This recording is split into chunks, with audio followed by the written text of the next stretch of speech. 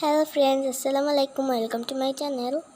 আজকে আমি এক পৃষ্ঠায় দুইটি ছবি আঁকাবো। প্রথমে আমি একটি গাছ আঁকিয়ে নিলাম, তারপরে ভির মতন করে দুটো ডাল দিলাম, তারপরে গাছের পাতাগুলো আঁকিয়ে নিচ্ছি। যেখানে যেখানে ভুল হয়েছে একটু সেই জায়গাটা মুছে নিবেন।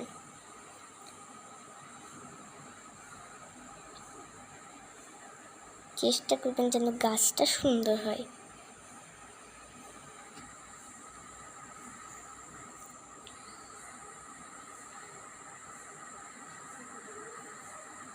তারপরে আমরা একটা দাগ দিয়ে দিব, সেই দাগ সমান আমরা একটি ঘর আঁকাবো। স্কয়ার শেপের একটু বেঁকা করে নিয়ে নেব, তারপরে দাগ দিব, তারপরে হয়ে গেল। এবং সিঁড়িটা সুন্দর হতে হবে।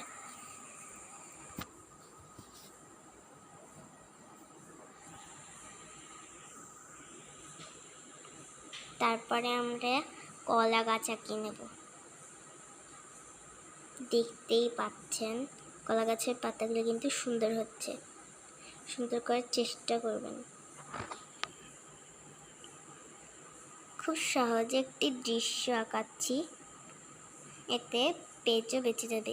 এটা ছোট্ট বাচ্চাদের জন্য অনেক সুন্দর একটি দৃশ্য। এই দৃশ্যটা ছোট্ট বাচ্চাদের জন্যই আমি আঁকিয়েছি,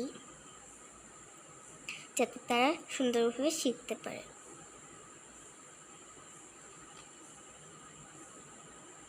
আমি এই দুইটি ছবিতেই রং করব না।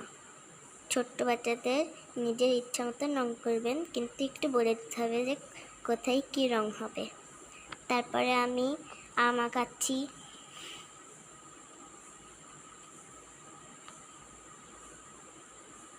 ছোট ছোট আম।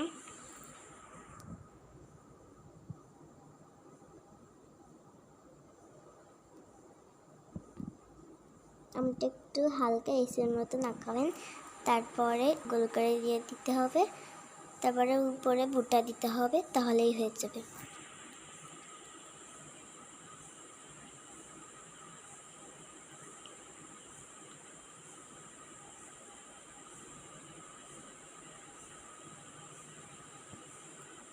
তারপরে অন্য পাশে আমি একটি নদী দিয়ে দিচ্ছি।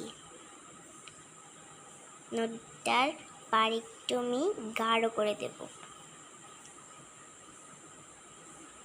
আমি করছি 2B পেন্সিল দিয়ে। তারপরে ঝোপগুলো এঁকে নিচ্ছি। 2B পেন্সিল কিন্তু গাঢ়।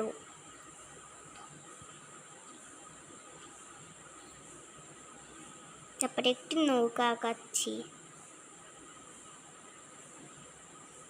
নৌকাটা একটু ভুল হয়েছে, তাহলে মুছে নিতে হবে।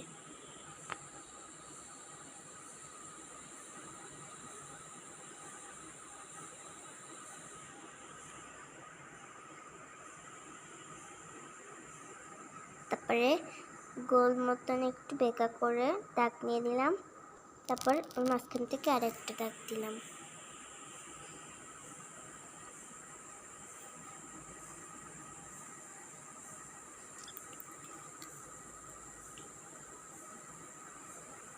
এবার নৌকার সাথে বাঁধা দড়িটি খুঁটির সাথে বেঁধে দিলাম।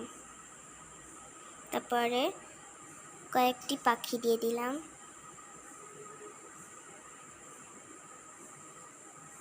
এক কোনায় সূর্য দিয়ে দিলাম। বাচ্চাদের জন্য একটি সহজ সূর্য।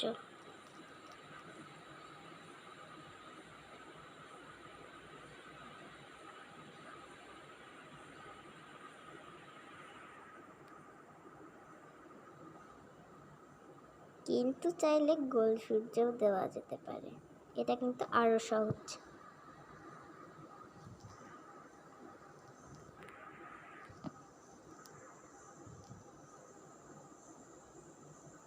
তারপরে স্রোত যাতে মনে হয় সেই কারণে আমি একটু এর পাশ থেকে স্রোত দিয়ে দিচ্ছি পেন্সিল দিয়ে। দেখতেই পাচ্ছেন কিভাবে স্রোতটা দিয়েছি। তারপরে আমরা একটা পট দিয়ে দিচ্ছি যাতে সুন্দর লাগে।